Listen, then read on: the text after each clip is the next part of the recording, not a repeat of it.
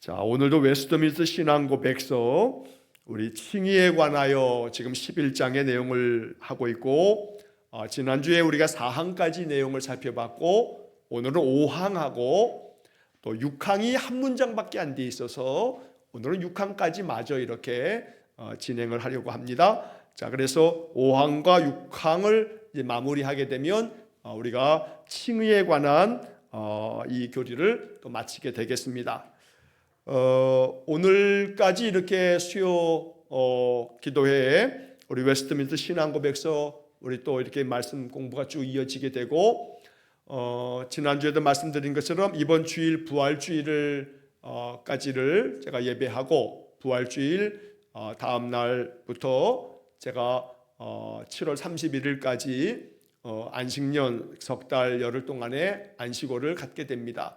그래서 저희 식구들이 월요일 또 화요일에 이제 출국을 하게 되면 8월 1일 날 귀국을 하게 될 것 같습니다. 그래서 수요 예배를 이제 당분간 또 인도하지 못하게 돼서 또 양해의 말씀을 드리고, 그러나 그런 가운데도 항상 수요일 저녁에도 여러분 또 믿음 안에서 또 믿음을 잘 생활을 감당하기를 바라는데, 한 가지 이렇게 여러분 제안을 드리고 싶습니다.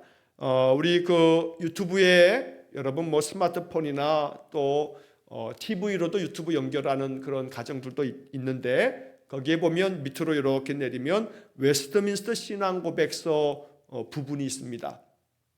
그 웨스트민스터 신앙고백서를 이렇게 글자를 누르면 그 항목으로 들어가서 밑에 있는 쭉 옛날 것들을 쭉 우리가 이렇게 볼 수가 있습니다. 그래서 여러분 수요일 저녁마다 이렇게 가정에서도 기도하시고 또 찬송한 곡 부르시고, 웨스트민스터 신앙고백서 예전 것을 한번 그 중에 하나씩을 이렇게 다시 한번 또 시청하시면서 말씀을 다시 한번 복습하는 그런 시간들로 내 경건의 시간들을 또 가져주시면 좋겠다 하는 말씀을 드립니다.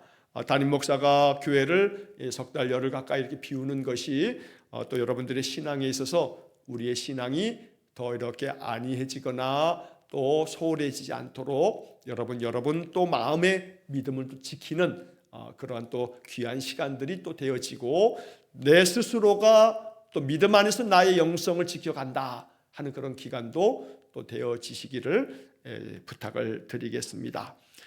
자, 오늘 5항의 내용을 좀 살펴보겠습니다. 주보가 있으신 분들은 주보를 참고해 주시고, 또 유튜브 시청하시는 분들은 그 밑에 설명창을 클릭하시면 내용들이 적혀 있을 겁니다. 자, 5항의 내용을 먼저 내용을 좀 살펴보게 되면, 첫 번째 문장에 하나님은 의롭게 된 사람들의 죄를 계속적으로 용서하신다. 자, 이 첫 문장이 굉장히 중요한 복음입니다. 왜냐하면 의롭게 된 사람들의 죄를, 자, 여기서부터 우리가 잘 알아야 될 것은 칭의, 믿음으로써 의롭게 되어진 사람, 이 사람은 죄를 안 짓는가? 아니라는 거예요. 칭의, 의롭게 되어졌다 해도 이 우리 안에 있는 이 죄성이 죄짓게 만들어요. 나도 모르는 사이에. 성령 충만한 삶을 하루 24시간, 1년 12달, 내 평생 성령 충만하여 죄라고 하는 것하고는 완전히 담쌓고 죄는 완전히 내게서 끊어버리면서 살아갈 인생이 있을까? 없어요. 칭의를 얻었다 해서, 의롭다 칭함을 받는다 해서 죄가 없는가? 아니란 말이에요. 그럼에도 불구하고 죄를 지을 수밖에 없는 연약한 인생들이에요. 그래서 여기에 그러한 전제가 있는 거예요. 의롭게 된 사람들의 죄를, 이것이 의롭게 되어지는 칭의를 얻는 그 이전의 얘기가 아니에요. 칭의를 얻고 난 다음에 그 다음에는 죄를 안 짓는다는 게 아니라, 그러니까 칭의를 받는 이전의 죄를 계속 용서하신다는 게 아니라, 칭의를 얻어도, 의롭다함을 얻어도, 한마디로 얘기하면 의롭다 함으로써, 칭의를 얻음으로써 우리는 구원받은 자가 되지요. 그래서 구원받은 성도라고 해서 죄가 없는가? 죄를 안 짓는가? 아니란 말이죠. 그러니까 목사도 죄 짓고요, 장로도 권사도 집사도 신앙의 연조가 아무리 오래되어도 죄를 짓는 거예요. 죄에 노출되어 있어요. 자칫하면 순간적으로 우리는 많은 죄 가운데 빠지는 거죠. 그런데 그럼에도 불구하고 하나님은 계속적으로 용서하신다는 거예요. 여기서 여러분에게 노트에다 이렇게 써놓으신 분들은 거기다 좀 표시를 하세요. 계속적으로. 이거 동그라미 쳐놓고 이거 별표를, 이거 정말 칠 수만 있다면 이거 몇십 개, 몇백 개를 치고 싶어요. 계속적으로. 자, 하나님은 용서하신다. 이게 이제 문장의 주어하고 서술어죠. 근데 문장의 주어와 서술어가 가장 중요하다고 제가 늘 말씀드리는데, 이 문장에서는 정말로 더 중요한 게 뭐냐면 계속적으로. 하나님이 우리의 죄를 용서하시는 것이 단 한 번 용서하시는 게 아니에요. 예수님께서도 제자들에게 우리가 죄를 지은 자가 있으면 7번까지 용서할까요? 이렇게 물을 때 7번? 아니 70번씩 7번이라도 용서해라, 이렇게 말씀하셨지만 70번씩 7번 490번, 그럼 491번째부터는 용서 안 하는 거예요? 그거 아니잖아요. 끝없이 용서하라는 얘기를 주님 그렇게 표현하시는 건데, 여기서도 마찬가지예요. 하나님은 용서하셔요. 의롭게 된 사람들의 죄를 용서하세요. 어떻게 해요? 계속적으로. 자, 이 계속적으로라고 하는 이 얘기 속에서 우리가 이해해야 할 중요한 게 있어요. 무슨 얘기냐면 죄를 짓는데 다 다른 죄야. 그러니까 의롭게 된 사람들이 죄를 짓는데 그 죄가 오늘은 이 죄, 내일은 또 다른 죄, 그 다음 또 다른 죄, 죄의 종류가 다 달라가 아니라고요. 다른 종류의 죄를 짓기도 합니다만 같은 죄를 반복적으로 짓기도 한다는 거예요. 오히려 저는 지금 이 후자의 이야기에 초점을 맞추고 싶어요. 사실 우리가 살다 보면 우리가 그렇게 소위 말해 버라이어티하게 아주 다양한 죄를 짓겠어요? 늘 짓는 죄가 그거죠. 그러니까 우리가 짓는 죄라고 하는 것이 가만히 따져보면 그 몇 가지가 있어요. 몇 가지가. 그 몇 가지가 반복적으로 우리의 허물을 드러내는 죄가 되는 거죠. 그런데 계속적으로 용서한다는 것은 결국은 반복적으로 똑같은 죄를 아무리 계속 죄를 지어도 하나님은 계속 용서하신다고요. 여기에 아주 중요한 강조점이 있는 거예요. 그러니까 우리 하는 말로 그러잖아요. 야, 그렇게 회개할 바에는 또 죄를 지을 건데 회개 왜 하니? 너 지금 그렇게 회개했어. 하나님 이거 용서해 주세요. 근데 그거 또 얼마 안 있으면 또 똑같이 그 죄 지을 거 아니야. 그리고 가서 또 하나님이 용서한다고? 야, 어떻게 빈대도 낯짝이 있지? 똑같은 죄를 그렇게 수없이 수백 번, 수천 번 그렇게 죄를 지으면서 용서해달라는 말이 너 나오니? 그게 뭐 회개야? 그건 똑같은 죄를 또 지을 건데 그게 뭔 회개니? 라고 말할지 모르지만 그렇지 않나요? 그렇지 않아요. 똑같은 죄를 아무리 반복하여 죄를 지어도 우리에게 필요한 것은 뭐냐면 또 그럼에도 불구하고 회개하는 거예요. 죄를 용서해 달라고. 그러면 하나님은 계속적으로 용서하신다고요. 지금 말씀드린 것처럼 같은 죄를 반복적으로 지어도 회개해야 하는 이유는 하나님의 계속적인 용서하심을 받다 보면 아주 이게 참 신비한 것은 이제 어느 때가 되면 그 죄를 멀리해요. 안 져요. 죄를 안 져요. 그 어떤 죄에 대한 부분에서 이제 그 죄의 멍에를 벗게 되는 때가 있어요. 만약 아이고 나는 이러한 실수, 이러한 잘못, 이러한 죄를 나는 늘 자주 이렇게 반복해서 이렇게 또 이거 여기에 넘어간다고 그러면 그것에 대한 회개의 기도가 아직 쌓이지 않았어요. 더 많이, 더 반복해서 회개하다 보면 어느 때가 되게 되면 그 죄가 나에게서 멀리 떨어져 있어요. 그리고 그 죄가 내 마음 안에서 싫어요. 자꾸 내가 그걸 선택하고 내가 알면서도 그렇게 했는데 어느 순간 내가 그렇게 하는 내가 싫어요. 그래서 그것을 그 죄에 대한 부분을 내가 멀리 하고 있는 내 모습을 보게 된다고요. 멀어져 있어요. 어느 순간 멀어져 있는 나의 모습을 보게 될 거예요. 하나님이 나의 이 죄를 내게서 멀리 던져 놓으셨구나 라고 하는 것을 알아차릴 때가 있어요.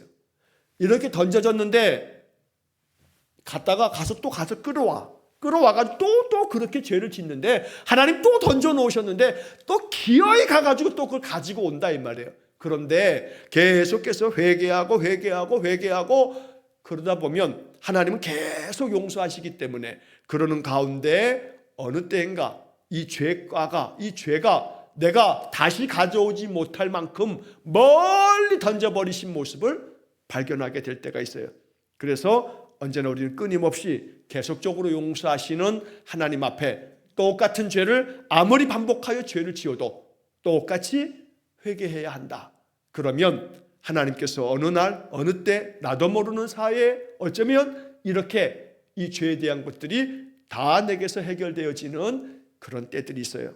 자, 그 다음 문장을 보시게 되면 그들은 칭의의 자리에서 절대로 떨어질 수는 없으나 그들의 죄로 말미암아 아버지의 부성적인 노를 살 수도 있다. 이게 조금 좀 안타깝기도 하고 이거 우리 마음속에 잘 경계심을 가지고 마음에 좀 이렇게 담아두어야 할 얘기예요. 자, 이게 뭐냐면 그들은 즉 의롭게 된 사람들은 칭의를 얻어서 구원의 은혜를 얻은 하나님 자녀들은 칭의의 자리에서 절대로 떨어질 수는 없다. 그러니까 하나님이 구원받을 믿음으로써 하나님의 자녀된 사람들을 버리시지 않는다고요. 칭의의 자리, 즉 구원의 자리에서 절대로 떨어지지 않아요. 여기서도 마찬가지로 절대로가 중요해요. 절대로. 믿음 안에서 하나님 자녀된 사람들을 하나님께서 절대로 버리시지 않아요. 그런데 이것은 경계해야 되는 거예요. 그들의 죄로 말미암아 말씀드린 것처럼 의롭게 된 사람들도 죄를 짓는다고 말씀드렸잖아요. 자, 그렇게 의롭게 된 사람이 하나님의 자녀가 되는 권세를 얻게 되어서 하나님은 절대로 그러한 사람들을 버리시지는 않으나 이 의롭게 된 칭의를 얻은 사람이 여전히 이 죄의 습성을 버리지 못하고 죄 가운데 빠지면 하나님 어떻게 하시는가? 하나님은 부성적인 노를 바라신다고요. 그러니까 하나님의 그 진노를 살 수도 있는 거예요. 우리말 표현이 참 기가 막혀요. 살 수도 있다. 진노를 사는 거예요. 물건 사듯이. 굳고 내가 이 진노를 내가 그냥 받아들여요. 내가 그냥 덥석 죄를 지음으로 하나님의 진노를 그냥 내 것으로 사버리는 그런 수도 있다는 거죠. 여기서 하나님의 부성적인 노라고 하는 것은 아버지가 자식이 잘못되었을 때 그 자식을 바로잡기 위해서 이리 와, 회초리를 가지고 와, 종아리, 다리, 옷 걷어 올려. 너 이러이러이러 잘못되었지. 다시는 이러한 잘못을 저지르면 안 돼. 그래서 너를 엄히 경계하기 위해서 회초리를 때리는 거니까 네 마음속에 이 부분을 정말로 깊이 깨달아야 돼. 아파도 참아라 하고 회초리를 종아리를 그냥 내리치는 거죠. 피가 나도록 내리치는 거예요. 그리고 그 종아리를 다 때리고 난 다음 아버지는 이 아이가 잠들었을 때 그 멍든 그 다리를 약이라도 좀 이렇게 발라주면서 이 안타까운 마음으로 기도하는 이게 참 아버지죠. 참 아버지죠. 저도 우리 아이들이 어렸을 때 그렇게 회초리로 종아리를 그냥 무지하게 그냥 피멍이 들 정도로 한두 번은 때렸던 것 같아요. 그땐 가차없이 때렸어요. 그리고 이제 알려주죠. 무엇이 잘못되었는지 여기서 꼭 네가 마음에 이제 새겨야 될 것을. 자, 아버지의 부성적인 노를 이 칭의를 얻은 사람들도 그렇게 그 진노하심을 받을 수 있다는 거죠. 자, 요 부분까지의 이야기에서 우리가 이제 한두 구절 성경 구절을 좀 보겠습니다. 자, 거기 보시게 되면 누가복음 22장 32절의 말씀에 보면, 누가복음 22장 32절에 절대로 떨어질 수는 없으나 그 바로 옆에 이제 누가복음 22장 32절이 있는데, 거기에 보면 내가 너를 위하여 내 믿음이 떨어지지 않기를 기도하였노니 너는 돌이킨 후에 내 형제를 굳게 하라. 우리가 얼마 전에 지금 보았던 우리 예수님께서 베드로에게 말씀하신 거죠. 너의 믿음이 떨어지지 않기를 기도했다. 하나님은 우리로 하여금 믿음 안에서 떨어지지 않게끔 그렇게 하시는데, 요한복음 10장 28절 바로 그 옆에 나오는데, 내가 그들에게 영생을 주노니 영원히 멸망하지 아니할 것이요 또 그들을 내 손에서 빼앗을 자가 없느니라. 이 요한복음 10장 28절을 잘 기억해야 돼요. 예수 믿고 칭의 의롭게 된 사람이 멸망을 당하나? 아니라고요. 근거는 요한복음 10장 28절. 내가 그들에게 영생을 주노니 영원히 멸망하지 아니할 것이요. 그러니까 예수를 나의 구주로 영접하여 그리스도가 하나님의 아들 되심과 나의 죄를 위하여 대속의 제물로 죽으심을 마음 깊이 믿고 이제 예수님의 그 십자가의 은혜로 내가 죄 사함 받은 하나님의 자녀임을 믿음 안에서 고백하는 그러한 칭의 믿음으로써 의롭다함을 얻은 사람들은 영원히 멸망하지 않는다고요. 자, 그 다음 옆에 히브리서 10장 14절에 보면 그가 거룩하게 된 자들을 한 번의 제사로 영원히 온전하게 하셨느니라. 예수님 한 번의 십자가의 죽으심으로써, 그 단 한 번의 십자가의 희생 제물이 되심으로써 영원히 거룩하게 된 칭의를 얻은 사람들을 온전하게 하셨다. 그래서 우리는 절대로 칭의의 자리에서 떨어지지 않아요. 이건 아주 중요한 사실이에요. 자, 그런데 부성적인 노를 살 수는 있다. 이 이야기를 아주 잘 대변해 주는 성경의 이야기가 있어요. 여기 지금 참고 구절에는 써 있지 않는데 여러분 노트나 또 그 내용에다가 이 성경 구절을 꼭 좀 써놓으시기 바랍니다. 히브리서 12장 4절부터 11절. 히브리서 12장 4절로 11절. 자, 이 히브리서 12장 4절부터 11절에 아주 중요한 단어가 반복해서 나오는데 그게 뭐냐면 징계. 학교 다니다가 뭐 잘못하면 징계 먹었어. 뭐 그러잖아요. 자, 이 징계라고 하는 것은 잘못한 것에 대한 벌로 생각을 해요. 그런데 히브리서 12장 4절부터 11절에 이 징계라고 하는 단어가 여러 번 나오는데 여기서 말하는 징계는 우리의 잘못에 대해서 형벌을 내리신다는 측면보다는 우리를 훈련시킨다는 의미가 있어요. 그래서 영어 성경의 거의 대부분의 번역들은 히브리서 12장 4절부터 11절 사이에 나오는 징계라고 하는 말을 번역할 때 디서플린이라고 하는 단어를 써요. 디서플린. 이게 뭐냐 하면 제자라고 하는 말이 디사이플이에요. 디사이플 영어로. 근데 그 디사이플이라고 하는 이 제자라고 하는 단어가 어디에서 파생된 말이냐면 디서플린, 훈련한다 라고 하는 그 동사에서 파생된 단어가 디사이플, 제자라고 하는 말이에요. 자, 그래서 영어 성경은 거의 이 지금 히브리서 12장의 이야기를 디서플린, 훈련한다 라고 하는 그런 뜻을 가지고 있는 단어로 여기 징계라고 하는 말을 번역하고 있어요. 자, 히브리서 12장에서 제가 몇몇 구절들을 좀 읽어드리겠습니다. 히브리서 12장 4절에 보면 너희가 죄와 싸우되 아직 피 흘리기까지는 대항하지 아니하고, 자, 죄와 너희들이 싸우고 있어. 죄에 대해서 싸우고 있는데 아직은 피 흘리기까지는 대항하지 않는다. 철저하게 죄에 대해서 대항해야 되는데 피 흘릴 만큼 그렇게 대항하지는 않는다는 거예요. 자, 그러면서 5절에 히브리서 12장 5절에 아들들에게 권하는 것 같이 너희에게 권면하신 말씀도 잊었도다. 일러스되 내 아들아 주의 징계하심을 경히 여기지 말며 그에게 꾸지람을 받을 때에 낙심하지 말라. 하나님이 징계하실 때 그거 가볍게 여기지 마. 하나님이 꾸지람을 하실 때 또 낙담하지는 말아라. 주께서 그 사랑하시는 자를 징계하시고 그가 받아들이시는 아들마다 채찍질 하심이라 하였으니. 사랑하는 아들에게 채찍질 하신다고요. 사랑하는 자를 징계하신다고 히브리서 12장 6절에서 말하는 거예요. 또 7절에서 너희가 참음은 징계를 받기 위함이라. 하나님이 아들과 같이 너희를 대우하시나니 어찌 아버지가 징계하지 않는 아들이 있으리요. 정말로 사랑하는 아들이 잘못하면 아버지는 당연히 징계해야 되는 거예요. 채찍질하는 거예요. 회초리를 때리는 거죠. 8절에 징계는 다 받는 것이거늘 너희에게 없으면 사생자요 친아들이 아니니라. 사생자라고 하는 것이 법률적으로 부부가 아닌 남녀 사이에서 태어난 아이를 사생아라 하죠.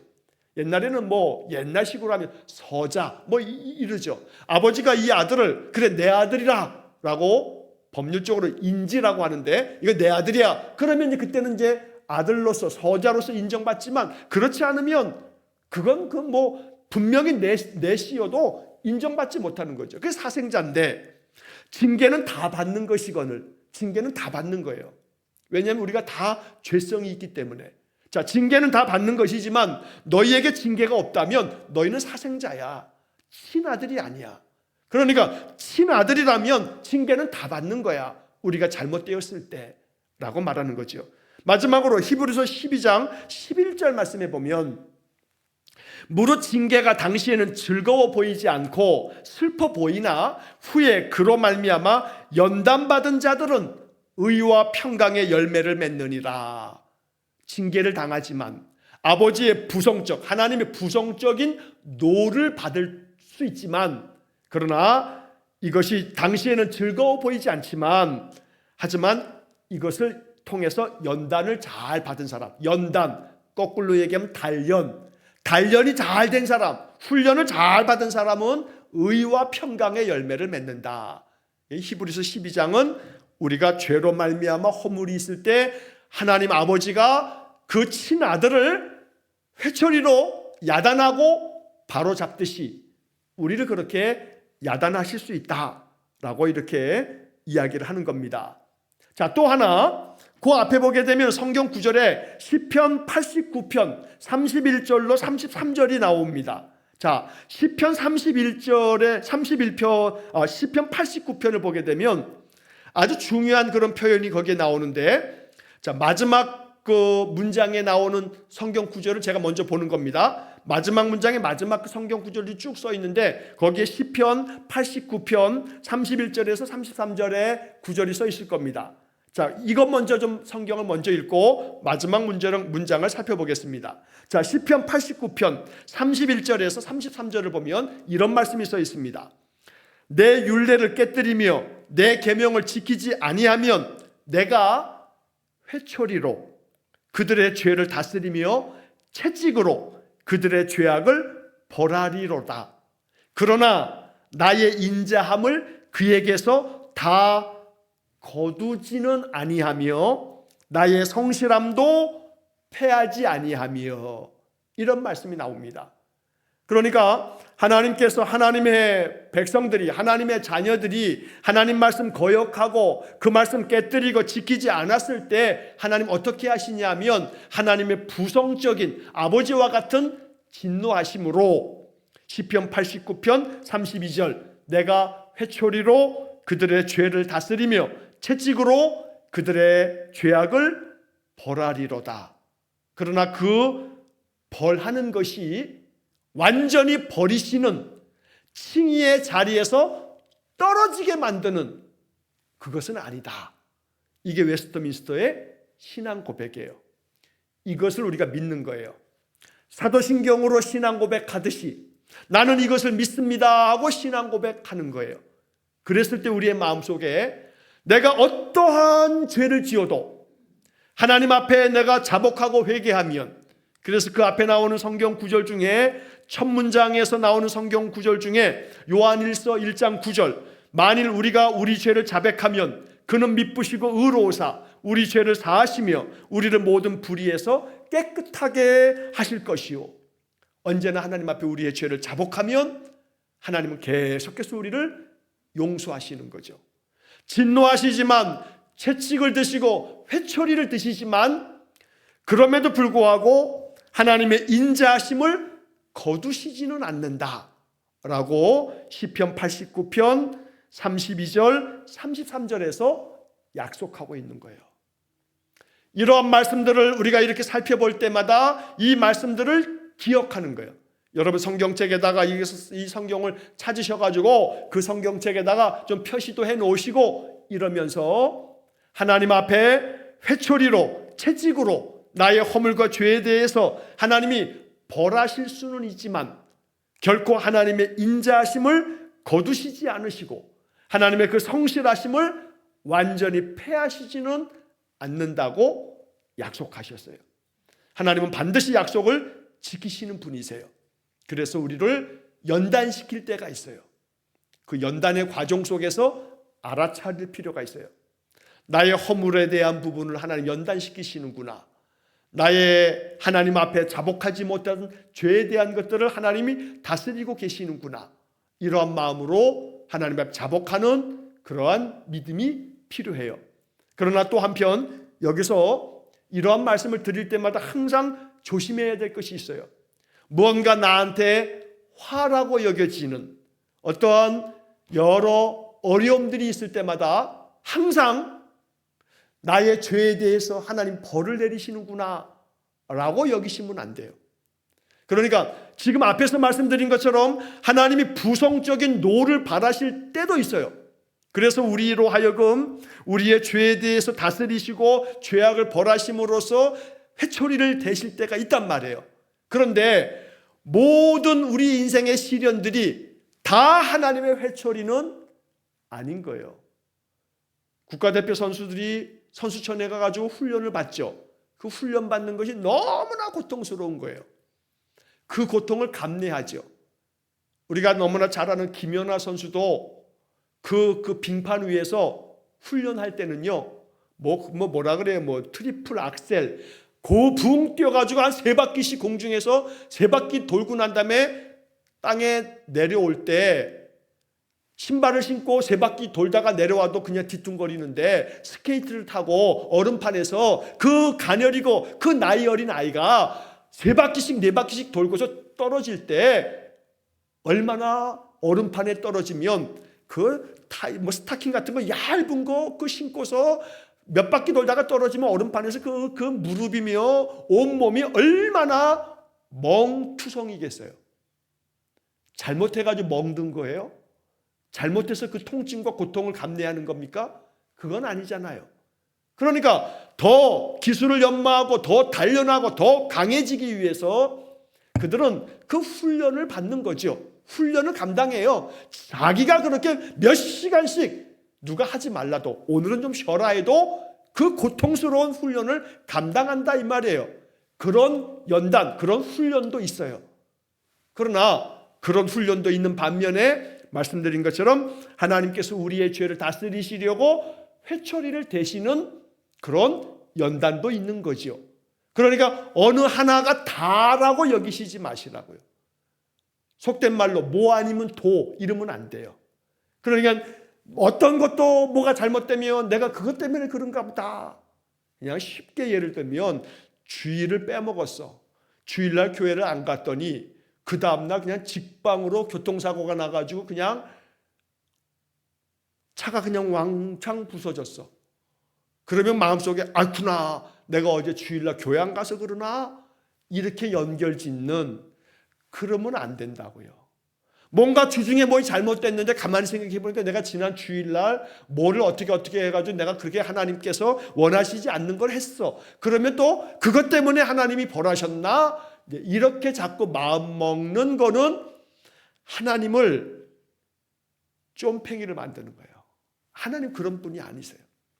뭐 이렇게 하나를 이렇게 잘못했으니까 바로 그냥 즉각적으로 며칠 있다가 이놈 너 벌 좀 받아봐라 하면서 그냥 벌을 내리시는 그렇게 하나님을 속 좁은 분으로 이해하시면 안 돼요. 그러한 일들은 우리가 사는 동안에 뭐 믿음 안에서 성령 충만해도 여러 가지 원치 않는 그러한 일들을 겪게 되기도 하죠. 그런 것들이 항상 하나님의 회초리인가 보다라고 이렇게 무조건 연결 짓는 태도도 다르지는 않아요. 그러면 어느 때 어떻게 이걸 생각해야 되는가, 이걸 잘 알아차리기 위해서 우리가 경건의 삶을 살아가는 거예요.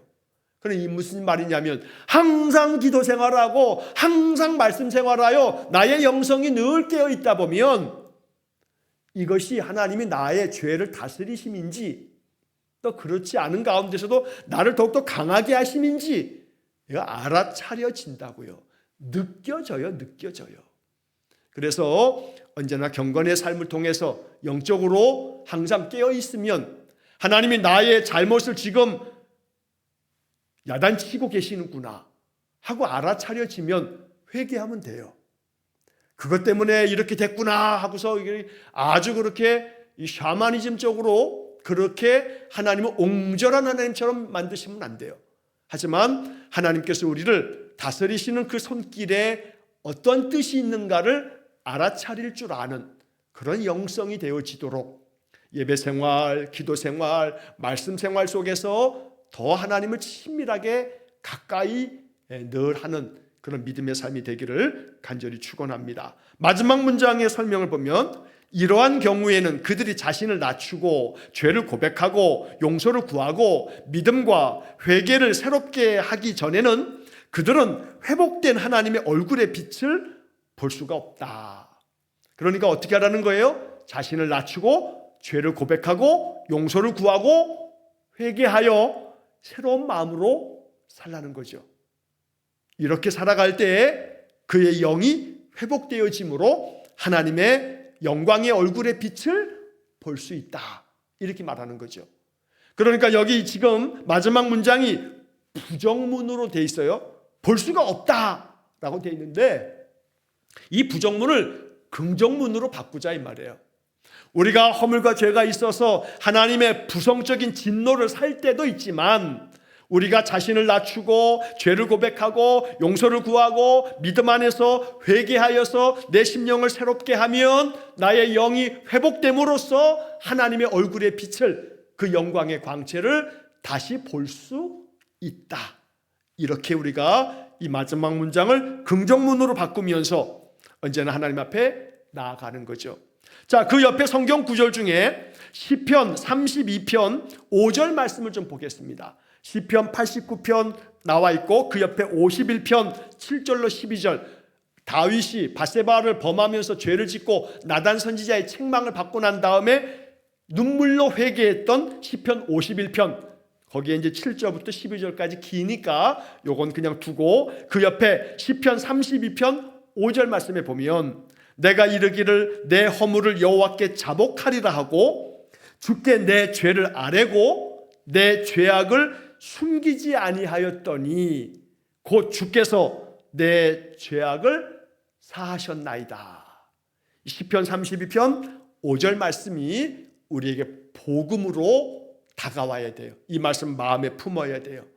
내가 나의 허물을 여호와께 자백하겠다 하면서 전심으로 하나님 앞에 나의 죄를 아뢰고 내 죄악을 숨기지 않고 하나님 앞에 회개하며 기도했더니 주께서 내 죄악을 사하셨나이다.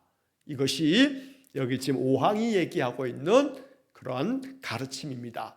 결론적으로 의롭게 된 사람도 죄를 짓는다. 죄 가운데 빠진다. 그러나 칭의 의롭게 된 사람이 죄 가운데 빠져도 하나님은 계속적으로 용서하신다. 언제? 우리가 자신을 낮추고 죄를 고백하고 용서를 구할 때, 회개할 때. 아무리 반복적인 죄를 아무리 수백 번, 수천 번, 수만 번, 수천만 번을 지어도 우리가 하나님 앞에 나아가 죄를 고백하면 용서해 주신다. 그때마다 마귀가 마치 검사처럼 우리를 기소하는 거예요. 너 그렇게 기도할 땐 기도하지 마. 너 지금 기도하고 또 나가서 또 똑같은 죄를 또 지을 거잖아. 넌 낯짝이 있지. 하나님 너 그렇게 계속해서 똑같은 죄를 계속해서 기도한다면 하나님이 가만히 있겠냐? 하나님이 진노하시지. 그러면서 너를 용서 안 하실 거야. 그거 필요 없어. 그럴 바에는 너 그냥 죽어. 마귀는 자꾸 우리의 이 회개를 가로막아요. 똑같은 죄를 계속 짓는다고 우리를 찔러요. 우리를 막 양심을 막 아주 파헤쳐놔요. 너 그렇게 똑같은 죄를 반복적으로 회개하는 게 그게 기도니? 그게 진짜 회개야? 아주 합리적이고 이성적으로 우리의 마음에 그런 생각을 집어넣어요. 하지만 그건 마귀의 속삭임이에요. 그 속삭임에 넘어가면 안 돼요. 우리는 이 성경의 말씀, 하나님의 약속의 말씀을 이것을 마음에 받아야 되는 거예요. 아무리 똑같은 죄를 반복적으로 지어도 하나님 앞에 진심으로 마음에 회개해도 우리는 그거 진심이었어? 마귀는 그러겠지만 진심으로 회개하고 나면 죄를 안 짓는 것이 아니에요. 우리는 죄성 안에서 또 그 죄를 범할 가능성이 매우 농후해요. 그러나 아까 말씀드린 것처럼 이렇게 끊임없이 회개하고 계속해서 용서를 받다 보면 어느 때인가 하나님이 우리의 영성을 더 깊게 만드시면서 그 죄가 나에게서 멀어지고 잊혀지게 하실 때가 있을 거예요. 그 죄에 대한 자유함이 있게 될 때도 있죠. 그래서 오늘 이 5항의 이야기를 우리가 이렇게 정리하고 아까 말씀드렸던 히브리서 12장 4절로 11절의 이 징계에 대한 말씀도 우리가 마음속에 잘 이해하면 좋겠습니다. 자, 6항으로 넘어가겠습니다. 마지막 6항의 이야기는 한 문장으로 되어 있습니다. 아주 짧습니다. 칭의에 대한 교리가 6항으로 이렇게 이제 끝나게 됩니다. 자, 6항의 내용 보시면 구약시대의 신자들의 칭의는 이와 같은 모든 면에 있어서 신약시대 신자들의 칭의와 하나이며 동일하다. 자, 이 얘기는 예수님께서 이 땅에 오셔서 화목제물로 모든 죄를 대속하셨어요. 그래서 우리는 예수를 믿음으로 구원함을 얻어요. 이게 이제 신약시대의 신자들에게 주어진 축복이죠. 예수님께서도 말씀하신 것처럼 여자에게서 난 자 중에서 세례 요한이 가장 으뜸인 것은, 그러나 그 말씀을 하시면서 그러나 이제 하늘나라에서는 그 어느 누구도 요한보다 더 큰 자다 하고 주님 말씀하세요. 왜냐하면 복음이 되신 예수 그리스도를 알고 그 복음의 말씀 안에서 구원함을 받아 하는 자녀 됐기 때문에 예수님이 이전에 율법의 시대의 사람들보다 복음의 시대인 이 교회 시대 신자들에게 주어진 영적 은혜가 그만큼 더 크다는 것을 말씀해 주시는 거거든요. 그런데 이제 이런 질문을 하죠. 예수를 믿어야 천국 간다. 그러면 예수님 오시기 전에 구약시대 사람들은 어떻게 되는데? 라고 한단 말이에요. 자, 그런데 구약시대 사람들은 어떻게 되는데? 라는 그 질문에 대해서도 성경은 그렇게 얘기하는 거예요. 자, 여기 지금 성경 구절에 갈라디아 3장 9절이 나와 있어요. 바로 옆에 갈라디아 3장 9절을 보시면 이런 말씀이 있죠. 그러므로 믿음으로 말미암은 자는 믿음이 있는 아브라함과 함께 복을 받느니라. 그래, 아브라함도 예수를 믿음으로 구원받은 게 아니고 아브라함이 여호와를 믿으니 여호와께서 이를 그의 의로 여기시고 라고 이렇게 말하고 있죠. 그러니까 아브라함도 역시 구원함을 받은 하나님의 자녀가 되었는데 그건 뭐 때문이냐면 믿음으로 그랬다. 믿음으로. 누구를 믿음으로? 여호와의 말씀을 믿음으로. 그러니까 구약시대나 신약시대나 오늘날 이 교회 시대에도 마찬가지로 우리는 하나님이 말씀하신 말씀을 믿음으로, 그 말씀 안에 담겨있는 메시아 그리스도 예수님을 믿음으로 우리 의롭다고 칭의를 얻고 구원받은 백성의 복을 얻게 된다는 거죠. 자, 그래서 이 이야기를 사도 바울이 우리에게 이렇게 얘기를 하고 있어요. 로마서 4장 22절에서 24절이 거기 참고 구절로 써 있는데 로마서 4장을 보면 이렇게 적혀 있어요. 그러므로 그것이 그에게 의로 여겨졌느니라. 그에게 의로 여겨졌다 기록된 것은 아브라함만 위한 것이 아니요 의로 여기심을 받을 우리도 위함이니 곧 예수 우리 주를 죽은 자 가운데서 살리신 이를 믿는 자니라. 한마디로 말하면 하나님께서 의롭게 여겨주신 그 아브라함, 여호와의 말씀을 믿으니 이것을 그의 의로 여기신 것은 아브라함만을 위한 게 아니고 오늘날 우리들도 의롭게 여기시는 바가 여기에 있다. 우리가 우리 주 예수를 죽은 자 가운데서 살리신 그 하나님을 믿는 자들에게 여전히 지금도 변함없이 우리를 아브라함처럼 우리들도 의롭게 여겨주신다라고 하는 거죠. 그 칭의는 아브라함에게도 있었던 거고 오늘 우리 예수 그리스도를 믿음으로 의롭게 되어진 우리에게도 역시 마찬가지로 칭의의 은혜, 칭의의 복이 있다고 말씀하는 거죠. 그래서 이 6항의 마지막 부분에서 히브리서 13장 8절을 제시하고 있는데 히브리서 13장 8절이 이렇게 되어 있어요. 예수 그리스도는 어제나 오늘이나 영원토록 동일하시니라. 구약이나 신약이나 오늘 이 2025년 교회 시대인 우리들에게도 하나님은 동일하시다. 예수 그리스도는 동일하신 분이다 라고 이렇게 말씀하고 있는 거죠. 그렇기 때문에 구약 시대의 신자들이나 또 오늘날 이 신약 교회 시대의 신자들이나 칭의는 하나다, 동일하다라고 하는 이야기를 하고 있는 거죠.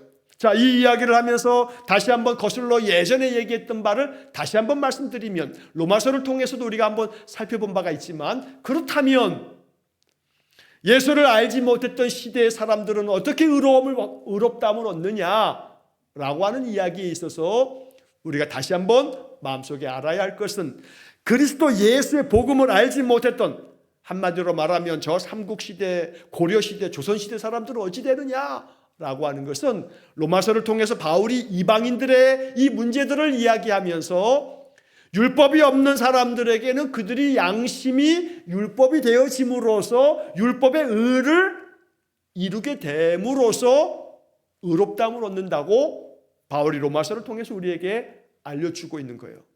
그래서 결국은 그러면 예수를 안 믿고도 의롭기만 하면 되는 거냐?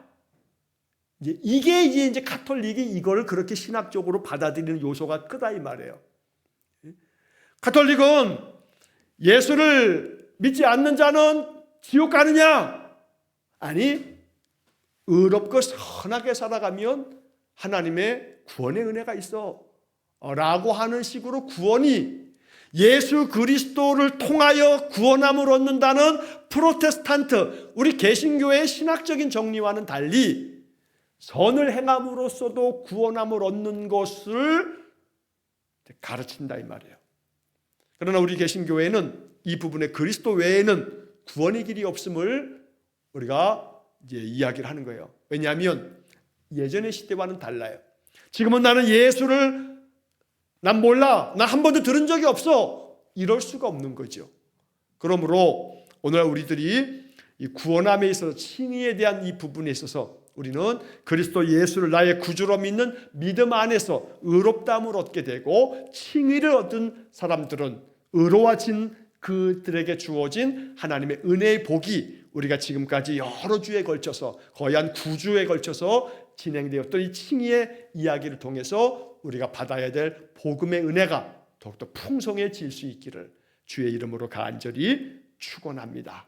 이제 제가 한 석 달 넘게 안식년 기간을 마치고 8월 달에 8월 1일 날 귀국하고 난 다음에 8월 3일 주일서부터 제가 이제 예배 말씀 또 주일을 지키게 될 거고 이제 8월 첫째 주간서부터 다시 또 이제 12장에 대한 이야기들을 또 이어가도록 하겠습니다. 그동안에 다음 주서부터는 또 수요일 날 앞에 시작하면서 말씀드린 것처럼 여러분 수요일 날 그 시간 그냥 보내시기보다는 이 웨스트민스터 신앙고백서의 예전 영상 중에 하나씩을 다시 한번 이렇게 복습하는 그런 마음으로 또 시청해 주시면 참 좋겠습니다.